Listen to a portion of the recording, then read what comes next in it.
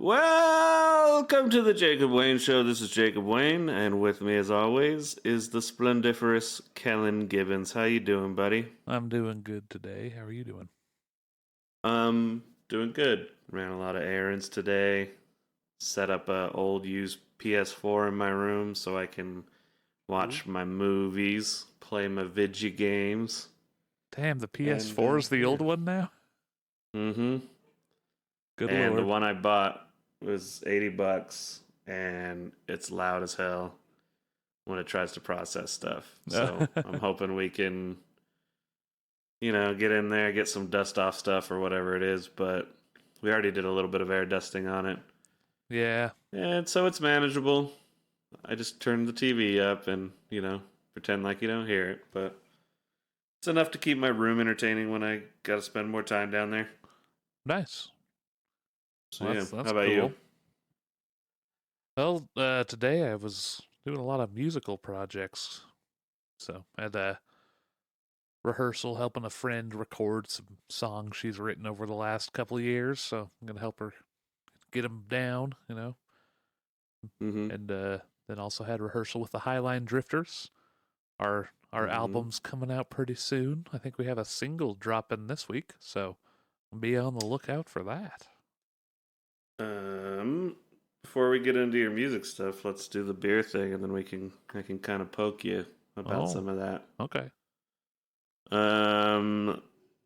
So you got your beer ready, sir? I do. If those listening, get your beer ready. It's 3, 2, 1. I'm sipping on an Old Jubilation English style old ale. It's a classic winter warmer, 8.3%, and it's by Avery Brewing. Oh man, I've never had that one. That sounds lovely. Yeah, I do like give it a quick sip.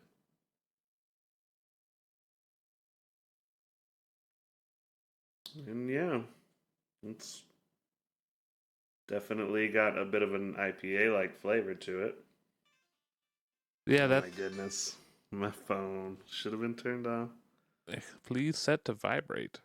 If you know what that little song is, I will purchase you Gamma Paw's new EP that just released on Friday. But you have to write us at Koshka@gmail.com. I have a guess, but I guess I won't say it. So it sounds like it's like a tasty old video game track. It is. But that's all I'll say. Okay. So that winter warmers, those are usually kind of like dark IPAs, I believe. Okay. So pretty hoppy. I wasn't sure. Yeah. Said the English style old ale. What makes it an English style? I feel like the main thing I notice is like less carbonation. So I don't know if that's a less yeast or less time. So just a little less. It does seem a little more flat. Yeah. And it has that feel on your tongue. Maybe that's another thing, like something they do to the water that kind of, maybe they soften the water a little bit. I'm not exactly sure on that. But the winter warmer is a distinct style that I do believe is English. So I do like it. It does say it's a limited release as well. I just noticed that. Well, dang, I hope I can snag me one someday. Well, maybe I'll save you one. There you go. That shouldn't be too long before I'm down there. Yeah. But you know me. Sometimes I just grab a beer because of 8.3. Okay. Yeah. We'll get the job done. Well, this one you would have grabbed. Yeah. Yeah, I'm drinking the Albion Triple. Uh, that's the style, a Belgian style, and it's Mm-hmm. from TF, so Templin Family Brewing from Salt Lake. It is Okay. 10.2%. Wow, there you go. Yeah, it's a tall can. It's a good time, and it is Hell yeah. delicious if you like Belgian beer, which is one of my favorites. So I'm in. Yeah, I do tend to like those if when I'm in the mood for them. Yeah, I think you'd like this one a lot. It's pretty similar to like that Boulevard Devils, the sixth glass or whatever. Not the bourbon barrel one, Mm-hmm. just the normal one. All right. the bur- Maybe I save two of these old jubilations for you. You bring me one of those. Okay, that sounds like a fair beer trade. Yeah. With that, since we've opened our beers, let's get into music, I guess, right off the bat. Sometimes Cool, we wait till later, but there's a lot of music stuff going on, I guess. indeed. So the first thing first, if you don't mind repeating, you said you were helping record some songs for who again? It's just my friend Rachel. We used to be in a band. Uh, Back in the day, a cover band, just playing classic rock and like '90s rock hits. Yeah. So we had some good times. But she also writes songs, and we also wrote a song together. There's some that I kind of helped write, but mostly it's like songs she writes, and I kind of take them and produce them. Basically, I'm just a producer, help her pick out what instruments we could do, and maybe suggest some different chord changes or how we can like build the song differently. So yeah, it's pretty fun. Cool. What's the name of the project? Is it just under her name? Yeah, I think it's just gonna be her name. We haven't even gotten that far. Today was the first day we've met. Just kind of picked the first songs we're gonna try to get down. So, Okay. But it's kind of a singer-songwritery sort of thing. it's gonna come out pretty like country rock, like old Okay. school, good Yeah. stuff. So more like old school Doobie Brothers, kind of, and like Pat Benatar, uh, that kind of thing. There you go. I do Yeah. like Pat Benatar. Yeah, that's my friend has been told she sounds a lot like Pat Benatar, and yeah, she can Hmm. definitely do a good Pat Benatar, like sing her songs really well. So yeah, it's a fun project. And while I'm looking up Pat Benatar, I was trying to remember what my favorite song of hers was. Um, bleh, Highland Drifters. Yeah, What's going on there? we got our first album is coming out real soon. I think the physical copies are getting shipped next week, and Okay. should be popping up online. I'm not sure exactly the date on that, but there will be a single in the next couple weeks, and then I think the album won't be too far behind that. So, Y'all doing vinyls? not yet, but now that it's more of an option, we might look into that. Yeah. I do like that. I was doing a lot of quick scanning on Bandcamp, and I'm sure people have heard about it by now. There's the Bandcamp Friday, so every first Friday of the month, they give 100% of the profits of their sales to the artists. Mm-hmm. Um,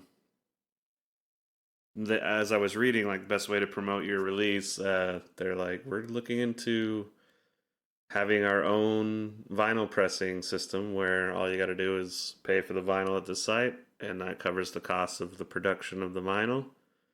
So I imagine it works a lot like the print sites that I use for artwork. I get like about a 25% cut or whatever it would be with the vinyl. And yeah, I think that'd be pretty cool. Yeah, that sounds awesome. I do Yeah, wonder so. how they're making the vinyl. Like, Mm-hmm. I know that classic vinyl, you make like one master record. I think they called them Mm-hmm. mothers, and that's like the pressing, and then you literally, yeah, it's like a negative, and you press it into the other uh, records, and that's how they made the old ones. So I don't know how they're making the new ones, because it seems like it would be like getting a CD made. Or anything screen printed. The first one is going to cost like $50 more just to make Mm-hmm. the thing, make the template. So I wonder if they have to do that with these. If you have to pay like a first time fee and then they just keep it. And then anytime someone else orders one, they can pull it out and press it. I don't know. I could see them also just, oh, it costs this much to make the mother, and they're all mothers. Just gonna keep charging that. Yeah, that could be I wouldn't true. be surprised, but yeah. I actually found a record duplicator in an antique store, and I we didn't want to buy it because we're like, well, we can't find blanks, but we should have just bought it because it's cool. But Man. that's like just tracking the one record and recreating it on the other record. I imagine there's, that's basically a CNC machine could do like the same thing. I imagine so. I'll bet they can just kind of print them, just as a specialized machine, which I'm sure costs a lot of money. But once you have it, you can just crank out the records. Yeah, for sure. So I'm definitely looking forward to a day we can get Kitty Massage Parlor on vinyl and some other things. I think that'd be really cool. I think that album is that's gonna be its best sound. I think it's gonna sound awesome on vinyl. I agree. There's some albums that just come alive. Well, that album came out 2012, right? Oh my God. So, yeah, I think we were right at the tail end of like, let's get a big bulk order of CDs, and we designed the whole CD case and did all this cool stuff, and CDs just kind of went away. Yeah, it was right at the end of it. And vinyls are getting popular again, and I remember there was something recently where they said vinyls surpassed CDs and cassettes for the first time since like the early 80s or something like that. Yeah, I remember seeing that. And yeah, I've been building up my vinyl collection slowly. I got another album today that was from 2012, which was Kendrick Lamar's Good Kid, Mad City. Nice. And that's like, I think he had Section 80, which I'm not so sure is like his first official big release. Like it might have been more of an indie release. I could be wrong on that. But Good Kid, Mad City was kind of like his debut. That has like "Bitch Don't Kill My Vibe" on it, and some other one. Money Trees is my favorite off of it. But I've decided I'm gonna get at least one vinyl every month, and that was my choice for this month. Nice. Yeah, that's a good choice. Mm-hmm. Yeah, the store I teach at KSM has started stocking vinyl, so I haven't actually bought too many, because I need to get my record player more accessible. But yeah, they do get some pretty cool stuff in, and it is cool how many like new artists are releasing all their stuff on it. Like I mentioned last week, that album that I did a shout out last podcast, Will Blade's Shimmy. It is now up for sale, by the way. So I will be ordering that one. That's going to be my next one. There you go. And yeah, I'm not usually one to fall for kind of gimmicky things like this, and it sounds like a gimmick, but when you buy vinyl, it really is just, there's more of an atmosphere to the whole process. It's more ritual. And you can just look at the artwork and go through the liner notes, and it's all a warm sound coming from your speakers. Yeah, that's the thing people don't get is like it's the same reason people like tube guitar amps. Like, yeah, it's sonically, if you're looking at it scientifically, it doesn't sound as good on paper, like with distortion values and stuff, but like what they did to like counteract how it does sound, like really scooping out, like they had to really crank the bass and the treble, and because it's really MIDI, but that's what they did to get it to sound like that is what gives it its character. And we like distortion, musical distortion, so it sounds we love it. It makes the sound like fatter, it's it's good stuff. Feels like it has a history to it. Yeah, I still am like think about it. I need to come down and see you guys to hang out with you, but also every time I'm there, we have to listen to "Sailing the Seas of Cheese" on vinyl because That album is just so good on vinyl. That usually kind of turns into the first night of the visit is having some good beers and it's like, all right, let's go through the vinyls and kind of decide what we're going to do the rest of the visit. But yeah, Yep. It's a good time. Get out Rhythm of the Jungle. That's a thrift store favorite. Yeah, for sure. My favorite Pat Benatar song is "Love Is a Battlefield." By the way. Oh yeah, I think I know that for some reason. I wouldn't have remembered it until you said it. But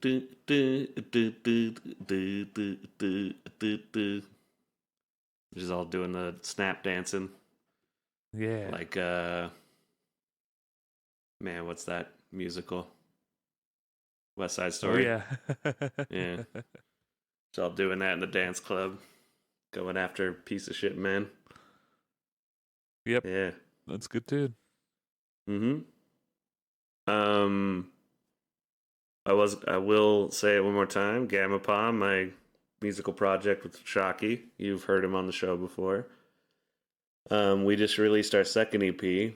It is called the Hexus EP, and we're releasing it on Bandcamp for the first week or so, just to let people that actually want to contribute a little bit to the project, a little bit of an early access thing, and eventually it'll be on all the streaming services, so you'll be able to hear it for free soon. And we're just getting that out there, taking a short little break, and then getting to work on the third one.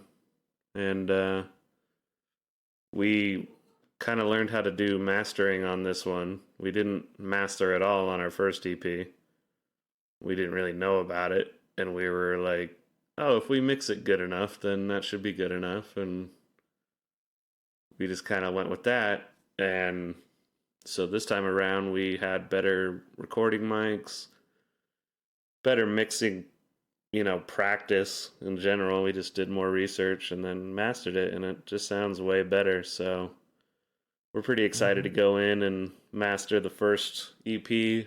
And then when we release the third one, we might see about seeing if all three of them fit on a vinyl and just kind of release the 3 EPs as like an album. Oh, there you go. But, we're going to see where it goes. The 3 EP idea I'm ripping off from a band called The Beta Band. And that's all they did. They had 3 EPs and smushed them together into an album, and that album's great. It's kind of seamless, so. Yeah. You could And then after that, it's like we have the vinyl with the 3 EPs. We used programmed drums that I did myself, and we'll wait around until we actually get a drummer to be able to record for us some good quality, or we actually get an official drummer, and then that'll be the second release, whatever that ends up being. The second album, anyways. Yeah. Nice. So, yeah, it's kind of the game plan there. So, if you're a listener to this and you support what we do, keep your eye out for the Highland Drifters soon, and go download our Gamma Pod second EP, the Hexus EP. Right. $5 on Bandcamp. Ooh, what a deal. Yeah. Any other music news before we roll on? No, nothing that I can think of. Everything else is just rolling along. I haven't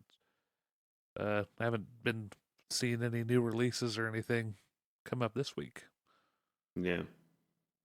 Oh, I guess we could talk about Marilyn Manson a little bit.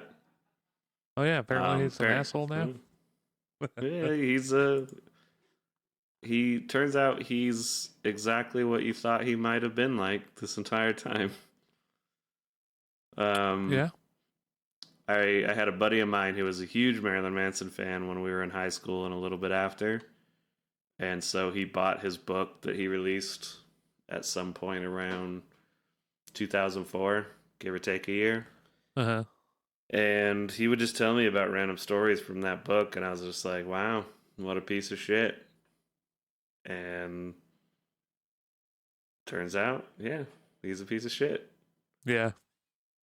So, I'm definitely of the mindset that some of these are worse than others, and innocent until proven guilty, so on and so forth. I think believe all women is a bit naive. It's just kind of like, oh yeah, just every single one of them, just when they say anything, okay. That being said, when the evidence is there, you shouldn't shame these girls for coming out about it and not be like, oh, what took them so long, blah, blah, blah. It's like, nah, fuck you. People are ready to talk about things that damage them when they're ready to talk about them, and it might be years. Yep. And so, yeah, just a lot of the evidence stacks up on this guy, some of it being his own words. The question being how much of it is consensual, so on and so forth. But, yeah. Oh, man.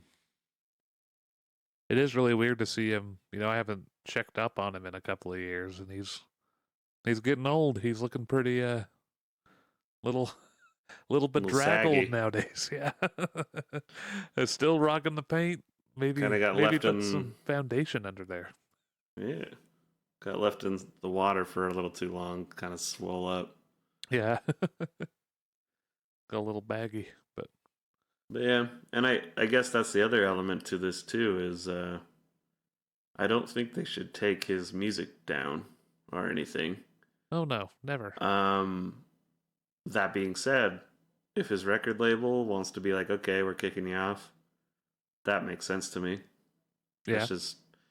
That's business. They don't want to be associated with somebody that's like got that much bad press or also done bad things, and that makes total sense. But I guess just where I kind of stick on it is once a piece of art's been created, I think we've talked about this before, it's now part of society. It kind of belongs to society as a whole and not just the artist. So yeah, kind of when Louis C.K.'s stuff went down and they just took his shows off of everything, it was like, well, those are still really good shows. Yeah. That actually have pretty good morals to them once you get past the absurd dick jokes of it all. And yeah, whole episodes on masturbation. You look at it differently after you find out some more shit about Louis C.K., but it's just like, yeah, let's not run away from it. It's kind of part of the whole human thing. Yeah, for sure. And I think especially in like the case of like albums in particular, like if they tried to like drop all the Marilyn Manson albums, that'd just make them more popular in a way. It would serve the exact opposite thing of what they're trying to do. It would like, memorialize him forever, and his albums would be like sought after instead of what he'll, he's definitely memorable, but I think he's probably just going to fade into obscurity in the current, the current track record. And yeah, well, and I mean, at the end of the day, he wrote some really good songs. There's usually like one or two that I really like off of each of his albums, and then after a while, you realize, holy shit, a bunch of them are covers. Mm-hmm. And that's kind of what he is. And it's like, all right, just let him be that. But that actually does lead me into a little bit of a politics thing, I guess, is I think that is one of the biggest mistakes that people on the left make, is that they're so concerned with the ideological and moral purity of their members that they're just always looking to cancel people or remove them or shame them. And so we're seeing it right now with that one representative, I forget her full name, I'm still learning it, but Green, the lady that believes in the Jewish space lasers and QAnon and all that, like, and that's also another interesting thing, because removing her from major committees in Congress totally makes sense to me. Like, yeah, she shouldn't be in charge of anything like that if that's how her brain works. But that being said, the left going so hard at her is only serving to make her more powerful within the right. Exactly. And it's the same shit that happened with Trump. Yeah, like exactly. The left hated him so much that it turned into cult of personality love for him on the other end of it. So it's like, I don't even know if I have any solution to it at the moment. This is something I'm sure we'll keep coming back to over the months and years going forward. But how do you properly remove people from positions of influence when they are that erratic, irresponsible, or just, to put it bluntly, full of shit, but without turning them into a martyr for free speech or something like that? It's like, no, this isn't about free speech. This is about somebody being a part of our government that has Exactly. clearly flawed thinking.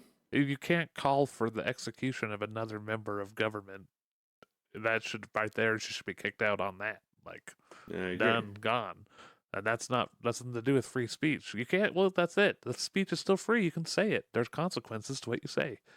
And that's True. I wish the left would only be going after it in that realm. That's what they should be doing. I think, like, politically, yeah, the political climate should be respectful and, uh, you know, doing all that stuff right. But like trying to get like the whole world to comply with it, it's just like you just gotta ignore people at a certain point. It's Mm-hmm. like stop listening to them. Well, and I know we discussed this on a previous episode, but I'll just reiterate that if Facebook or Google or Apple wants to remove somebody from their services, that's their right as a company. And I'm not being hypocritical on this, because if we go back to that cake making company that wouldn't do it for homosexual weddings, Yeah. I think that's their right. And they shouldn't be forced to do that. Yep. Do I agree with them and think that they are right? No. I think they're bigoted pieces of shit. But it's the free market. They get to run their business the way they see fit. And hopefully people just say, wow, what a bunch of assholes. I'm not taking my business there. Yeah, I'm not gonna go buy cake And from them.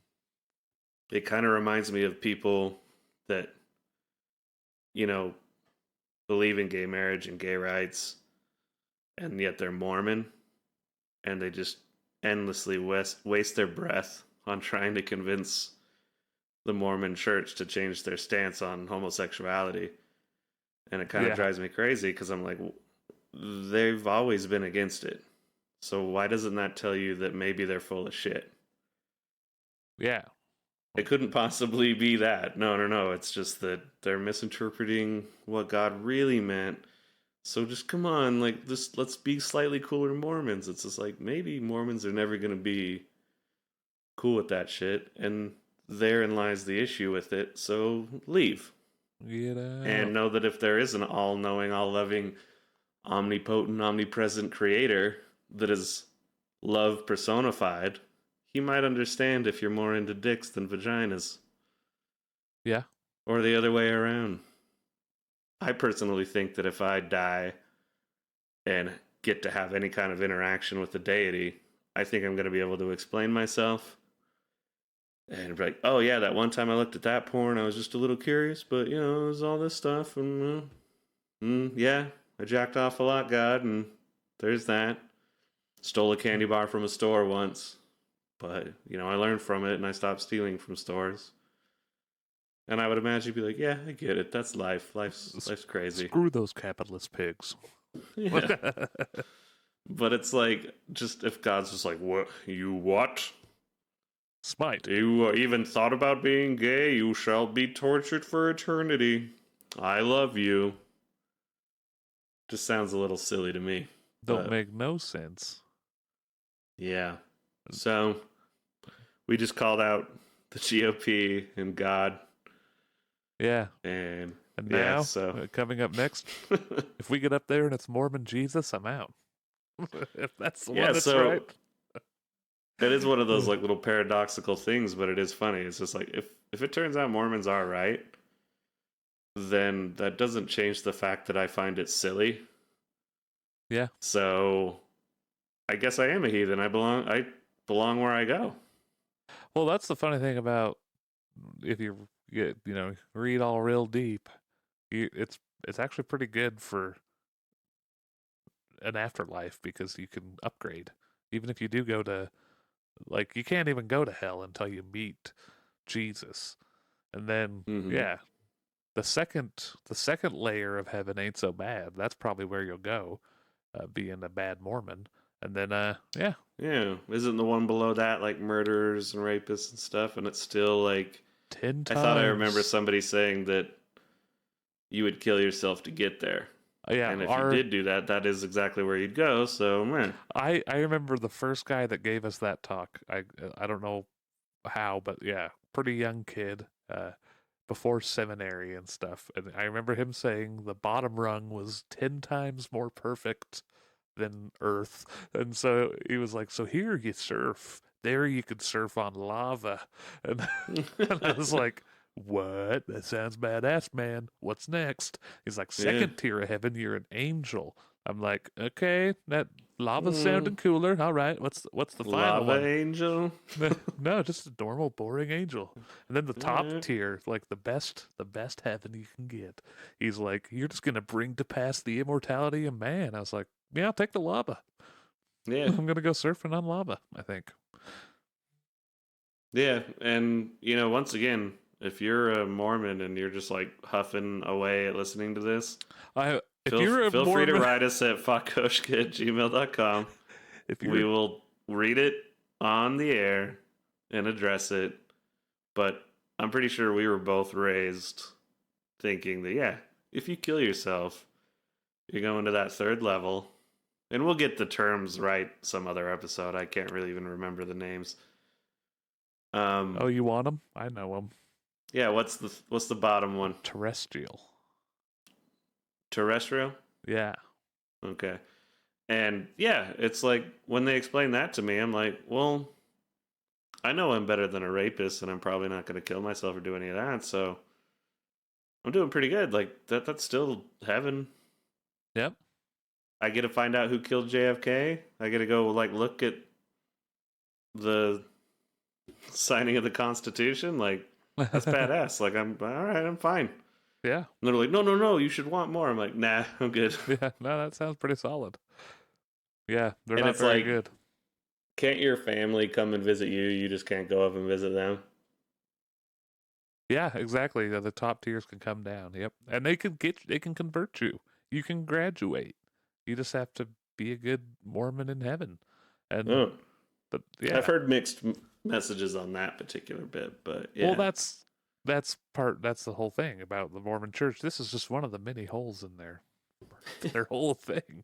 And if you're a Mormon that's listened all the way to episode 22, I commend you. And Yeah. please write us. I don't know what it is, man. Some Mormons, not all of them, but some love me. Ah, They're like, Jacob Wayne show? Sweet. hot. They're here for it. But I was gonna say like, oh, family will come visit me whenever they feel like I can't go visit them. Yeah. What? Not much different from life right now. Yeah. Shout out to siblings and moms and dads. Hey yo. It's actually the reverse though. I actually have to go visit them. They're not gonna come visit me. Yeah. But I'll come visit you. Well, that's why you gotta make family where you can. And that's not to Exactly. say I don't love my family. It's just the Mormon barrier certainly, you don't want to offend them.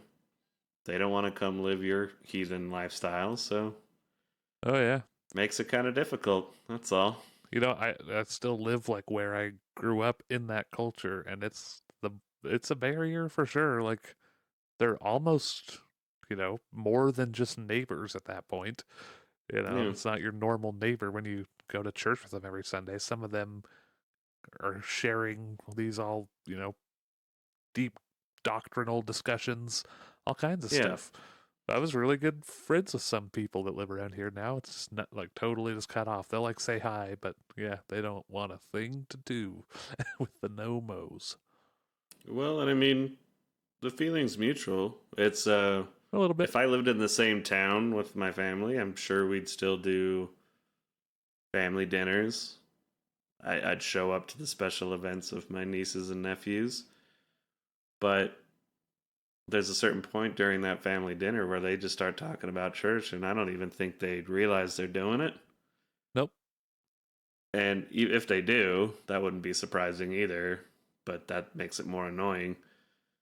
But it's just like, yeah, I can't talk to you about beers or the R-rated films I watched recently without, cherry picking my descriptions and my words, and politically we don't see eye to eye, all this stuff. So we have dinner, we chit chat on some really basic levels, and then it's like, all right, I gotta go. Yeah. Can't keep doing this. For real, it's a one-way street on that. You got to comply with what they want to discuss, but yep, you don't get to what's the word? Hold them down. Persecute them. There's such a fine line between cuddling and holding somebody down so they can't get away. David Tell. Jaeger. But no, yeah, and that is something. I wonder if they even stop to think like, wait a minute, what was your week like? But they honestly want to know. And yeah, it's like I wouldn't want to tell them. I'd be like, I jacked off a bunch. Watched this really super gory movie where somebody shunts another person by sticking his hand up his ass and turning him inside out. Fatality. Listen to Kendrick Lamar's "Good Kid, Mad City," and it's some motherfucking gangster rap classic. Like, there's just every avenue, which is pretty much every avenue on this podcast. It's just like, yeah, I bought a record, saw a movie, laid in bed a lot. Wow. Yeah, it's true. What a thrilling life.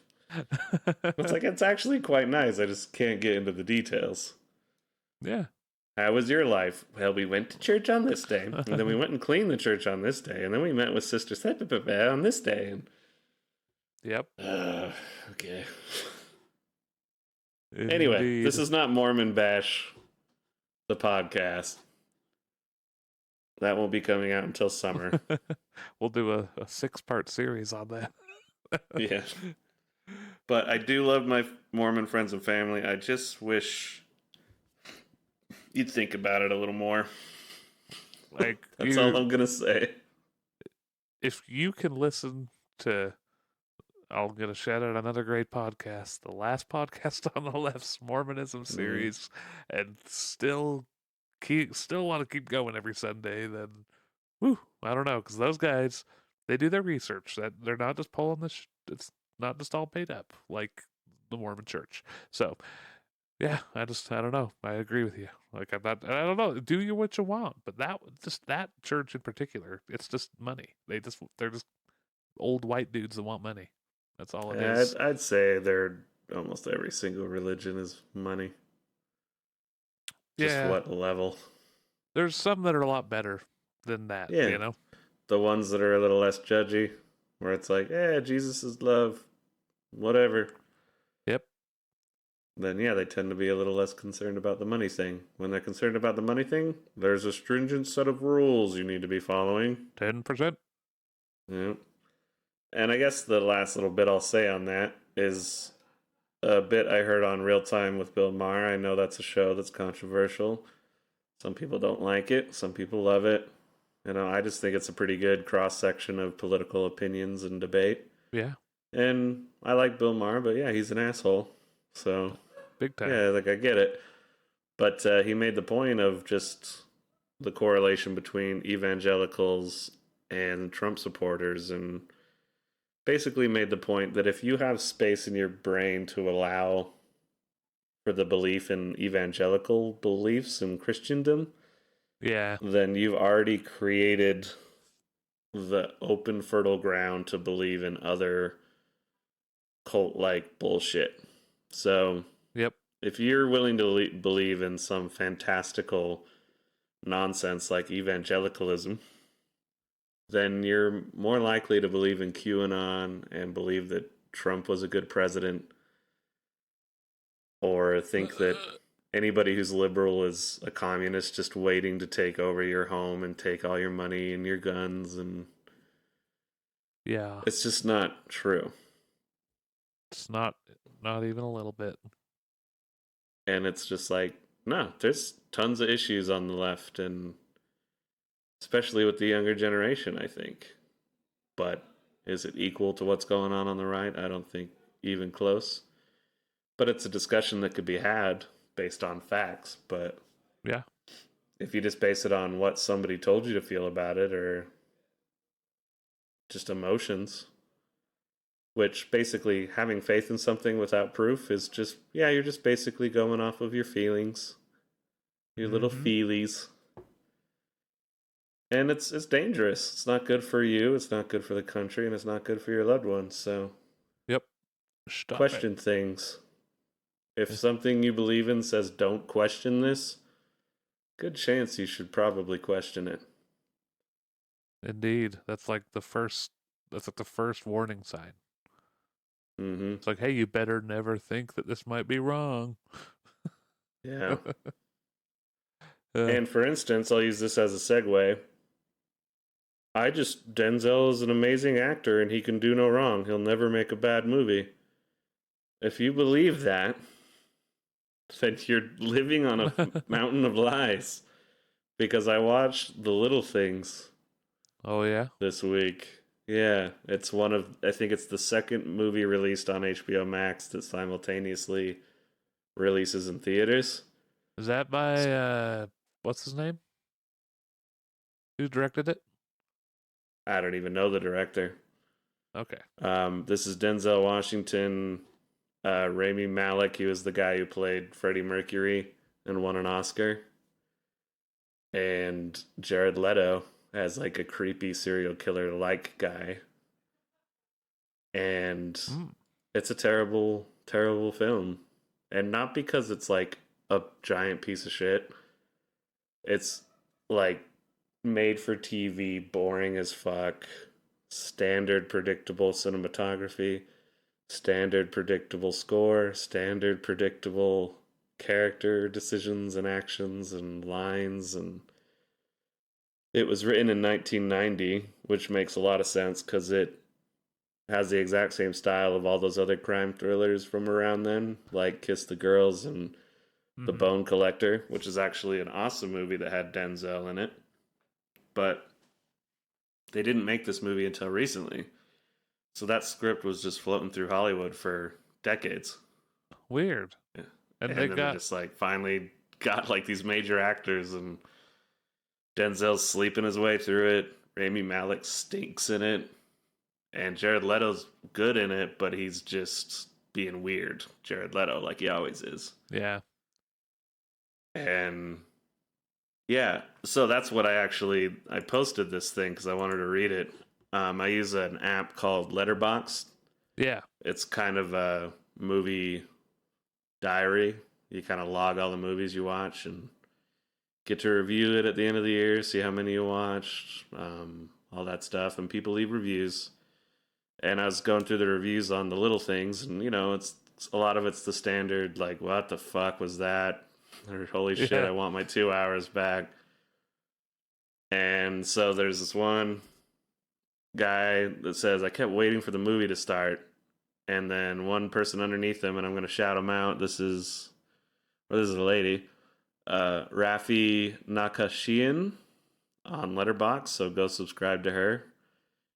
I'm just going to read what she wrote. She wrote, watching a good movie is one of the most enriching and joyous experiences. It can be pure fun or profoundly moving, make you laugh out loud or cry. It can expand your mind and your capacity for empathy, and will sometimes completely alter your outlook on life. Watching a bad movie is a complete waste of time. Every time you hit play, you're basically gambling 2 hours of your life to see which one you'll get. Yep.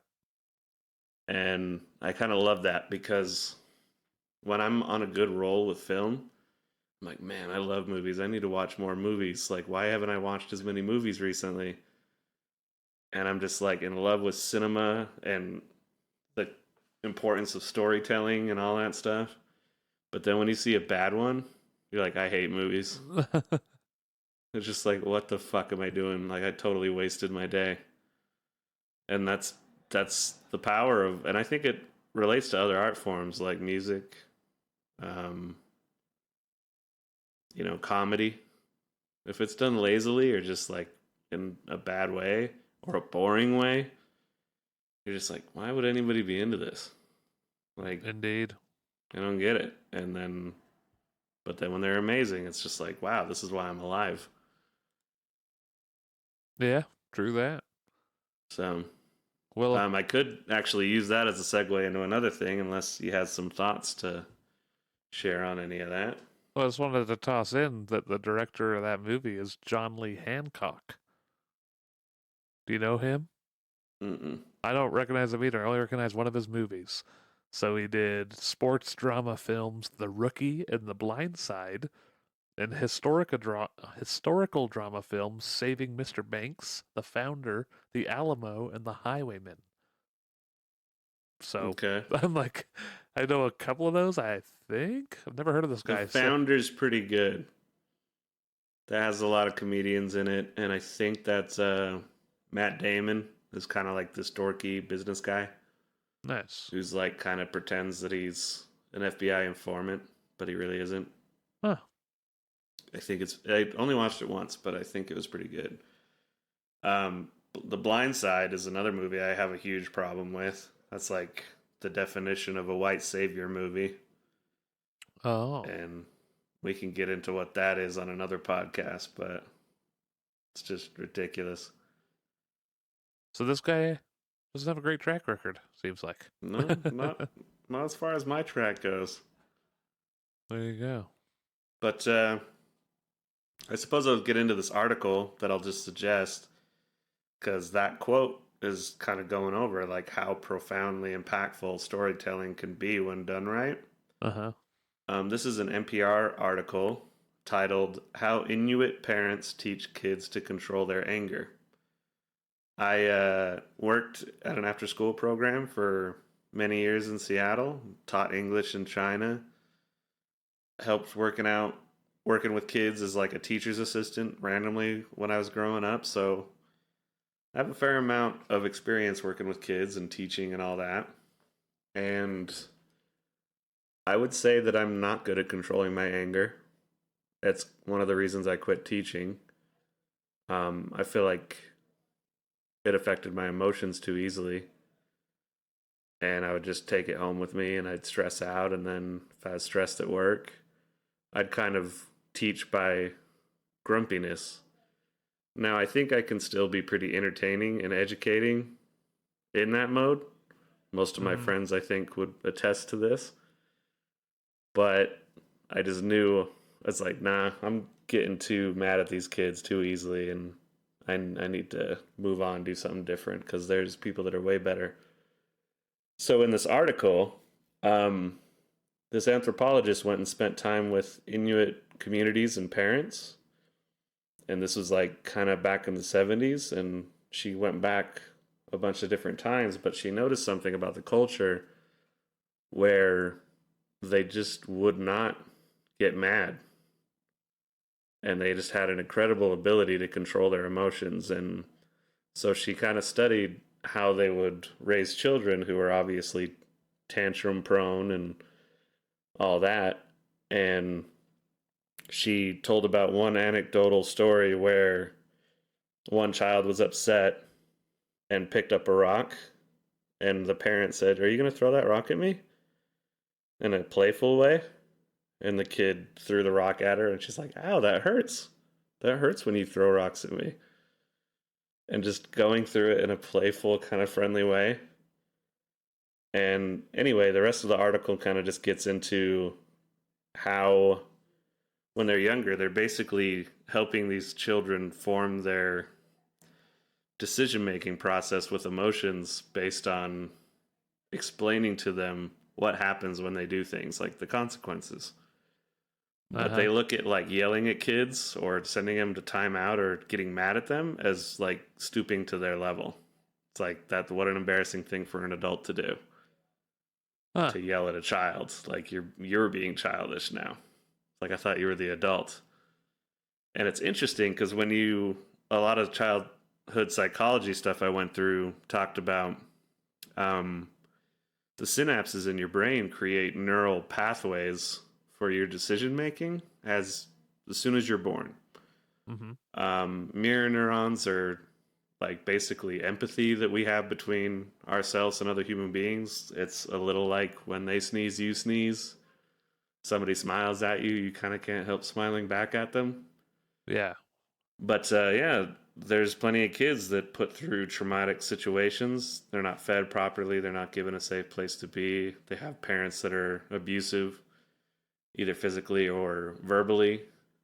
They're basically screwing up that kid's neural pathways and creating a situation for the way to get what I want is to be aggressive here because that's the only way I ever get what I want over here. And so what was really interesting about this Inuit community is just that one of the ways that they is like, well, how are you going to teach your kids if you don't, yell at them or get stern with them or put them in timeout, and they do it through storytelling.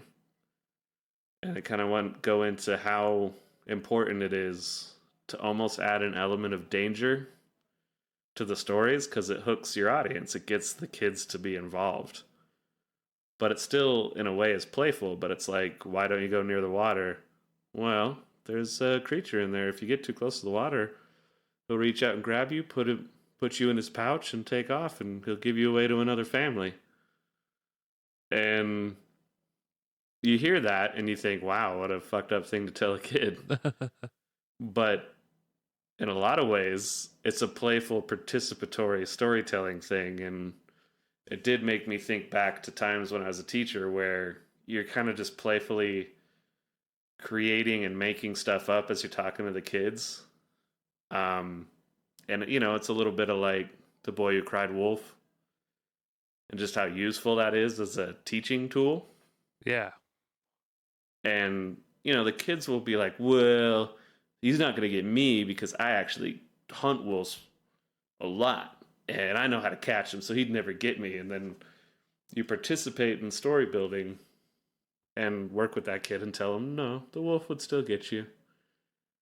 And all that stuff. And it's all playful. It's part of play. And I just thought it was interesting. And, if you're going to give me a choice between a giant adult screaming in my face, time out, getting spanked, or you're going to tell me a story that kind of scares me, I'll take the story. Yeah. And I don't know, it was just interesting just how ingrained storytelling and all that is just ingrained into humanity because every culture, human culture throughout history has some element of the importance of storytelling. Indeed. And passing tales down over generations. And just thought it was a really interesting article. So, yeah, it's cool. NPR.org, How Inuit Parents Teach Kids to Control Their Anger. And it made me realize that the United States is filled with people that have not been raised properly. Oh, no, yeah, the most common thing I see these days is it's because we don't spank the kids. That's why everything's wrong. We got to start spanking them again. That's why everything's out of control, is because we don't physically abuse the shit out of our children. Yeah.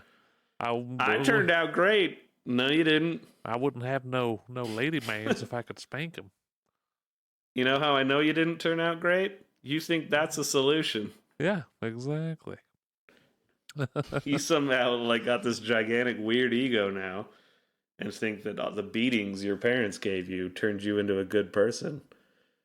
All it did is turned you into a conformist who seeks to physically attack in order to get what you want. Yeah. Doesn't sound healthy to me. Not and at believe all. me, spanking a kid, I totally understand the impulse. And a little swat on the side of the butt to be, hey, little attention getter. Yeah. I don't think that's abusive. You're just like, and they're like, oh, yeah, shit. Huh. That little pinch thing that the mom does on your shoulder, yeah. Yeah, your shoulder. Yeah, I don't think that's that fucked up. But nope. You go pick the branch we're going to break off and I'm going to hit you with. every syllable. That's fucked up. Yeah. Get the But yardstick. that being said, it's all part of the human story, right? Indeed. Parents that did that shit to us learned it from parents that did it to them that probably did it way worse. Yeah. So on and so forth. And humanity's always learning and trying to get better. So Yeah, for sure. I certainly don't mean to shame parents that do time out or yell at their kids or spank, but once again, don't be so convinced of your correctness. Question it. And if there's evidence that pops up that perhaps it's not the best way to handle something, consider it. Please. Yeah. So, that came out of how much I hated the little things. Yeah. I don't think I watched any other movie this week. I was kind of busy with work, but that did kind of kill my mojo. Guess we were working on the EP too, so it wasn't a very big movie week for me. Word.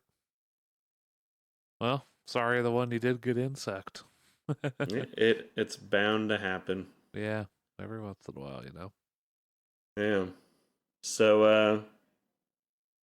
I don't really have anything else as far as video games or any other media stuff, so let's get into Dear Jacob Wayne and some weird news. All right, which one are we doing first? Let's do the Dear Jacob Wayne. Oh, hit it.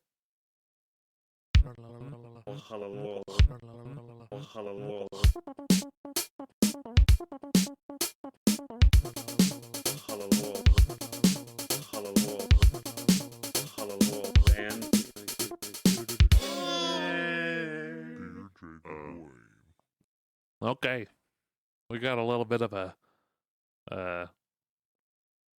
like, what's extraterrestrial? Maybe not extraterrestrial. It's kind of like a like an alien's asking Dear Jacob Wayne. Twilight Zone. Dear Jacob Wayne. Okay. So it's not our usual relationship advice. This one's just a weird one. Just sounds like a lot of my pothead friends just doing their usual phone call to me. That could be the exact origins of this now that you mention it. So this is called Creepy Find in My Jacket. Ooh.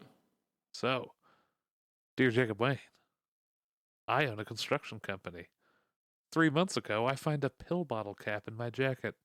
I notice it doesn't belong to any medication I take, and I think, that's weird, and I throw it away.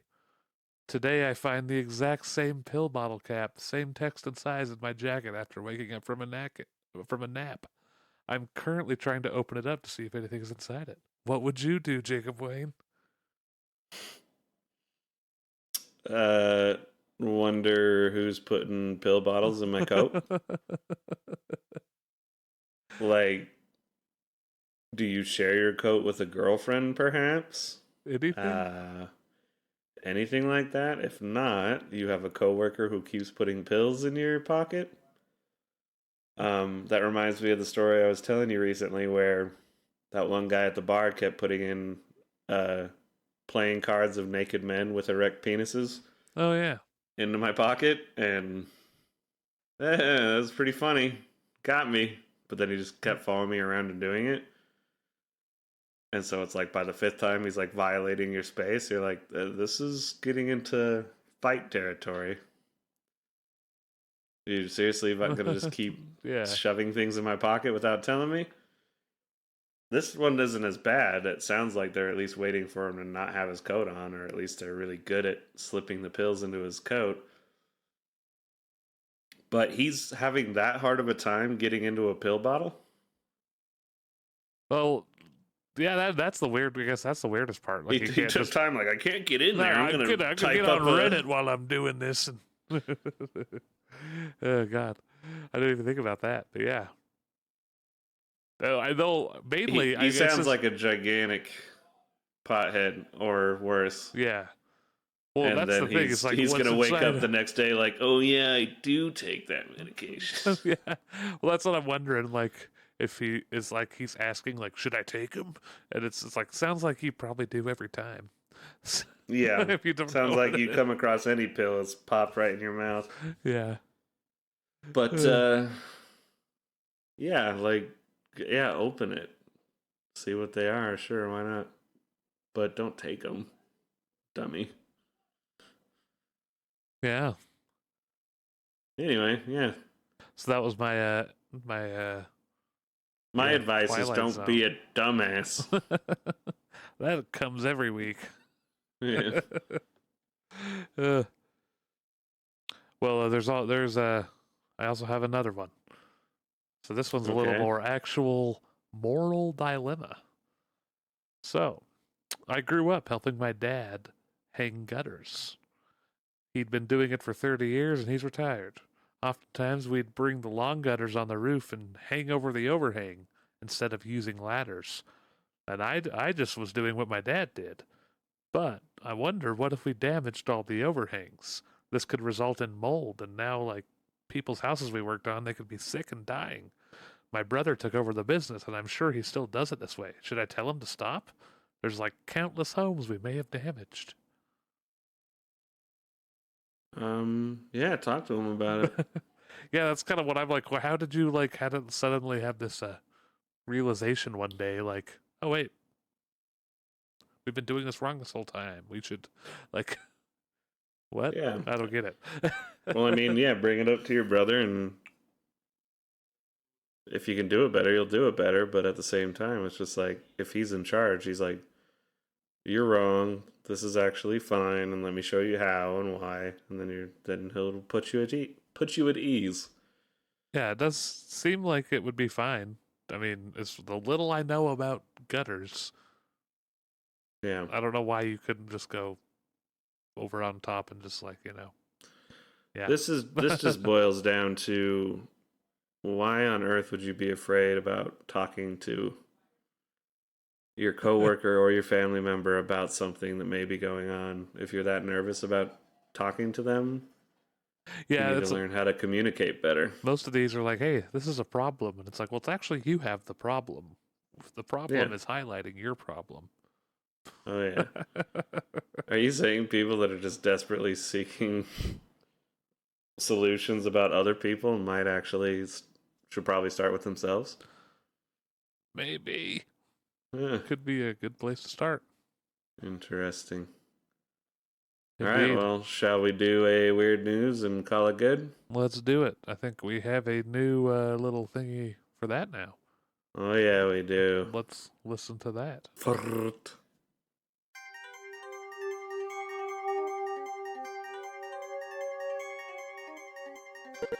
Like that, like that, like that, like that, like that.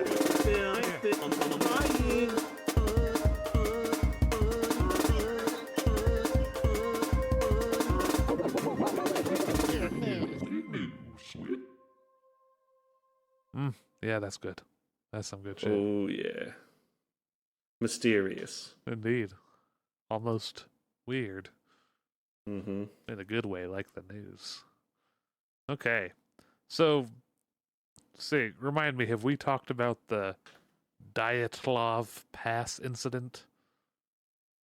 I don't think so. Okay, I couldn't remember if I'd brought it up in a small bit before. So, have you heard of it? Mm-mm. All right, so researchers looking into one of the theories behind the I'm totally screwing this up. Dyatlov. Dyatlov. I'm sure it's some crazy Dyplov. Dyatlov. Dyatlov. But I'm sure it's Dyatlov in Russian. Dyatlov. Yeah, Dyatlov. Sounds like Russian. Dyatlov Pass incident. A 1959 unsolved mystery that saw 9 hikers killed during an expedition into Russia's Ural Mountains. So, it drew inspiration from one unlikely source, Disney's 2013 hit film Frozen. So, apparently, they published the results of their finding last week, mechanisms of slab avalanche release and impact in the Dyatlov Pass incident.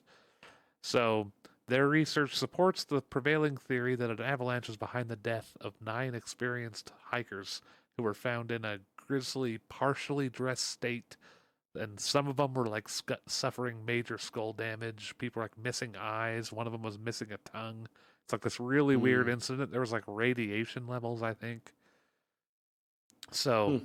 the everybody just doesn't think it's an avalanche because What year was this? 1959 is when the incident Okay. happened. Yeah, right. So conspiracy theories ranging from alien abductions to attacks by a Russian Yeti have surrounded the years. Okay. But so apparently it's a slab avalanche. So that's chunks of snow sitting atop weaker snow.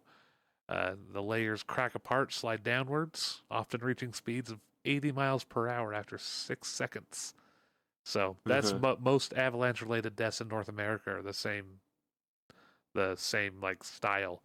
This paper suggests the slabs in Russia were like 16 feet long.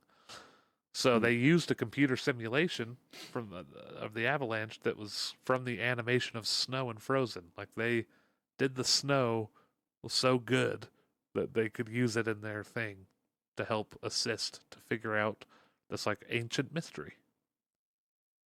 Pixar did Frozen, right? Or is that a It no? says it's Disney. Well, Pixar does some films for Disney. I think it's like one for Disney, one for them. Oh, I see.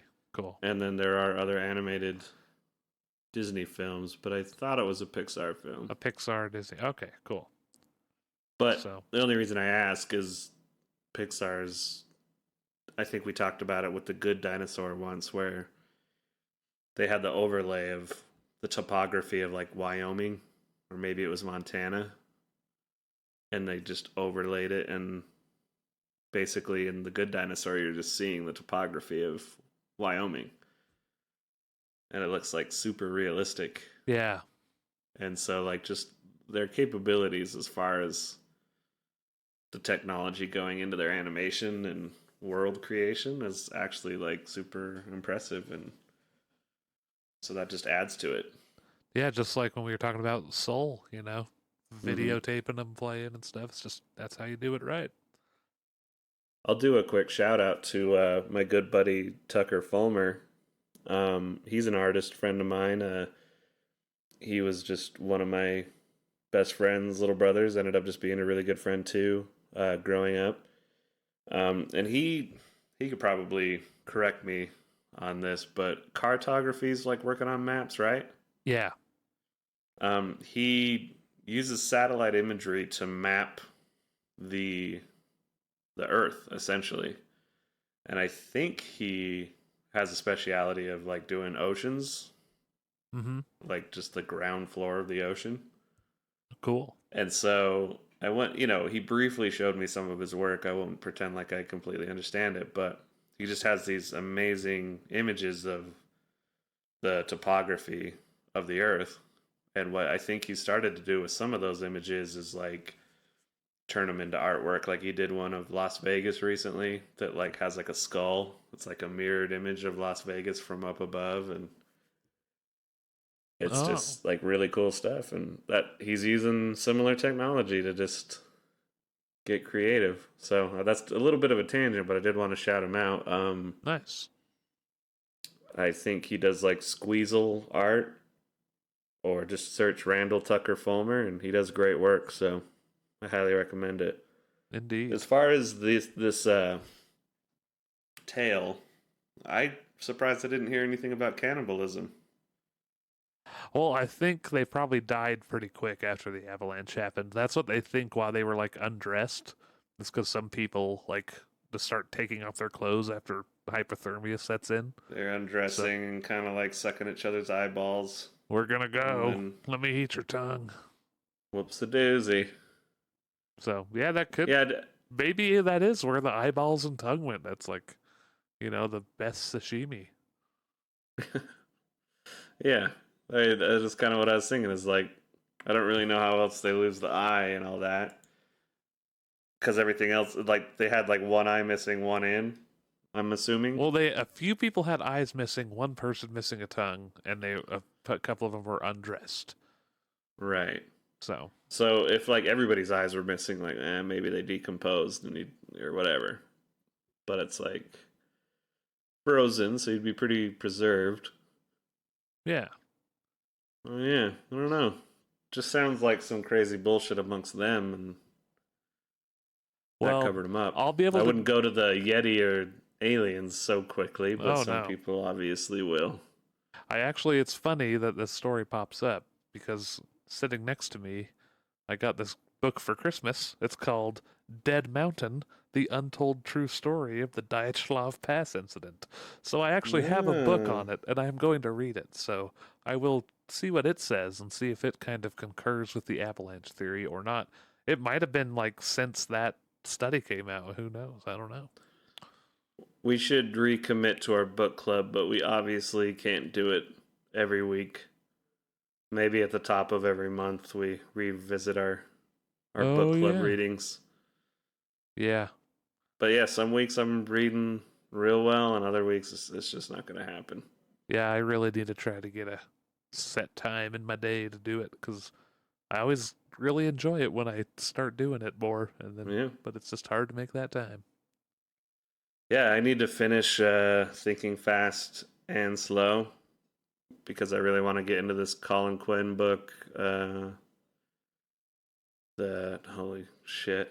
Un, damn it. I'm already forgetting it. It's like Unstated Ah, or something like that. And he just roasts all 50 states. nice. Might have That to look that up that real sounds quick. I don't quite want to get that wrong. sounds like a good read. Yeah. Yeah, I've got many new books to read, many on my list, and it's been long enough since I read some classics. I need to go revisit them. Oh, way better title. Overstated. There you go. Yeah. His whole premise, he had another special recently. He does kind of these one man shows. Mm-hmm. So he did like History of the World and then like kind of an American history one a little bit. And then he did one that was specifically like called Unconstitutional. Or oh, he had Oh, one called Red State, Blue State. And I think it's in Red State, Blue State where he's like, yeah, this country maybe just needs to break up. They've been in a relationship for a long time and, you know, this isn't really good for either one of us. Maybe we just need to go our separate ways. We don't need to have see a other war. countries. Just, Yeah, I guess the only issue with that though is you split up this country and then it allows other potential superpowers to take advantage. But yeah, yeah, it's not like the United States hasn't done a bunch of fucked up shit when they're the number one superpower. So indeed. maybe it'd be good for us. Who knows? A little slap around. Maybe we just take a break and we realize we miss each other. Indeed. It's gotta be more of a yin and yang thing. Yeah. I had a fascinating conversation about that dynamic in America with my buddy Johnny Yao from China. Uh-huh. He was reflecting on how what he found fascinating about American politics is how it's just this yin yang pendulum swing that they have. He thinks that he put it as like that's one reason America's been able to maintain its power is because it seesaws between those two extremes. I Interesting. thought it was an interesting perspective for sure. Indeed. Well, that's cool. Yeah. Anyway, I'm I'm a liberal cuck, and I'm starting to feel a little better about the direction we're going. But Yeah. I guess we'll see, right? You lib cucks will just clap for anything Sleepy Joe does. Sleepy Joe do nothing. Sleepy Joe who's doing way too much. Yeah. He's doing too Uh, many things even though he's too old to do anything. right. Uh, Well, I think that's a good episode. I agree, sir. Um, what should we title it? I think we're gonna start doing these live on the air. Ooh. Episode 22. I think it was a lot about questioning things and True. storytelling. Huh. The story could be told? Hmm. See, I always want to do the cop out where it's like stories, questions, and advice. Oh my. Oh my. Just list 3 Oh things. my. Oh my. Okay. You can call it that. Enjoy your stories, but question them. I don't know. We'll figure it out. All right. We'll see you next week. You have a good one, everybody. Yeah. Bye-bye. Thank you for listening to The Jacob Wayne Show. If you would like to contact us, please write us at fakoshka@gmail.com. That is FAKOSHKA@gmail.com. You can find us on Spotify, iTunes, and YouTube. Simply search The Jacob Wayne Show and it should pop right up. Make sure you like and subscribe and leave a review and share this podcast with your friends. Please write us. It helps add content to the show and makes the show even better for you, the listener. Thanks for tuning in.